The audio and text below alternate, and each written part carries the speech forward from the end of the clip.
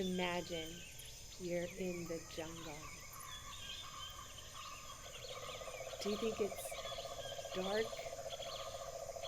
Is it scary because you've never been in the jungle before?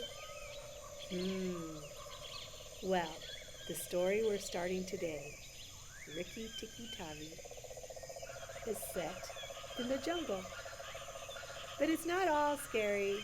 You're going to meet a lot of really cool characters, and the animals in this story talk, and they think, and they behave like human beings.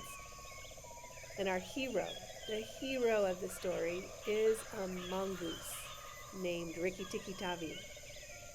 And then you'll also meet his mortal enemies, the two cobras, Nag and Nagaina. So follow me into the forest for part 1. I have my book, and I'm starting on page 110. Now remember, as you read, you need to read with me, follow along in your book, because we're going to be doing parts of the stuff over here on the side to make sure we understand our reading. That's why we want to do that, because you could just read, and it's good for you. It's good no matter what you do. But when you read and you do things like this to help you, you have a deeper understanding, and that's what we're going for. We want you to deeply understand this story. Okay. So, our focus. In this part, you will meet a mongoose named RikiTikkiTavi and the family that takes him in. As you read, circle details that tell you what RikiTikkiTavi is like. Yes, so we want to look for the descriptions of RikiTikkiTavi. This is the story of the Great War that RikiTikkiTavi fought single-handed through the bathrooms of the big bungalow in Segwali Cantonment. Darzi, the tailor bird, helped him, and Chuchandra, the muskrat, who never comes out into the middle of the floor, but always creeps around by the wall, gave him advice, but RikiTikki did the real fighting. He was a mongoose, rather like a little cat in his fur and his tail, but quite like a weasel in his head and his habits. So right there, it's highlighted here because that sentence describes RikiTikki. So we kind of know what he looks like. He was kind of like a little cat. Our adjective is little. He's not a big cat, he's a little cat. And in his fur and his tail, but quite looks like a weasel in his head and his habits. His eyes and the end of his restless nose were pink. He could scratch himself anywhere he pleased with any leg, front or back, that he chose to use. He could fluff up his tail till it looked like a bottle brush, and his war cry as he scuttled through the long grass was "Rik-tik-tikki-tikki-tick." One day, a high summer flood washed him out of the burrow where he lived with his father and mother, and carried him, kicking and clucking, down a roadside ditch. He found a little wisp of grass floating there and clung to it until he lost his senses. When he revived, he was lying in the hot sun in the middle of a garden path, very draggled indeed, and a small boy was saying, "Here's a dead mongoose, let's have a funeral." "No," said the mother, "let's take him in and dry him. Perhaps he isn't really dead."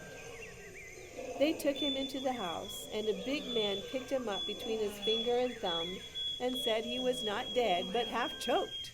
So they wrapped him in cotton wool and warmed him over a little fire, and he opened his eyes and sneezed. "Now," said the big man. He was an Englishman who had moved into the bungalow. "Don't frighten him, and we'll see what he'll do." It was the hardest thing in the world not to frighten a mongoose, because he is eaten up from nose to tail with curiosity. The motto of all the mongoose family is run and find out. And Rikki Tikki was a true mongoose. He looked at the cotton wool and decided that it was not good to eat, ran all around the table, sat up and put his fur in order, scratched himself and jumped onto the small boy's shoulder. Don't be frightened, Teddy, said his father. That's his way of making friends. Ouch! He's tickling under my chin, said Teddy. Rikki Tikki looked down between the boy's collar and neck, snuffed at his ear, and climbed down to the floor, where he sat, rubbing his nose. Good gracious, said Teddy's mother. Then that's a wild creature. I suppose he's so tame because we've been kind to him. All mongooses are like that, said her husband. If Teddy doesn't pick him up by the tail or try to put him in a cage, he'll run in and out of the house all day long. Let's give him something to eat. They gave him a little piece of raw meat. Rikki Tikki liked it immensely.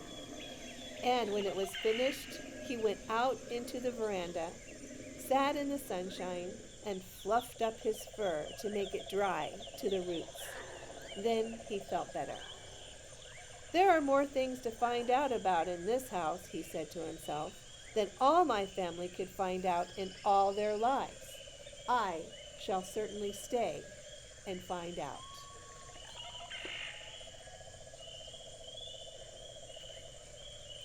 He spent all that day roaming over the house. He nearly drowned himself in the bathtub. He put his nose into the ink on the writing table and burnt it on the end of the big man's cigar, for he climbed up in the big man's lap to see how writing was done. At nightfall, he ran into Teddy's nursery to watch how kerosene lamps were lighted. And when Teddy went to bed, Rikki Tikki climbed up too. But he was a restless companion because he had to get up and attend to every noise all through the night and find out what made it. Teddy's mother and father came in, the last thing to look at their boy, and Rikki Tikki was awake on the pillow. I don't like that, said Teddy's mother. He may bite the child. He'll do no such thing, said the father. Teddy is safer with that little beast than if he had a bloodhound to watch him. If a snake came into the nursery now, but Teddy's mother wouldn't think of anything so awful. Okay, we've reached our first pause and reflect.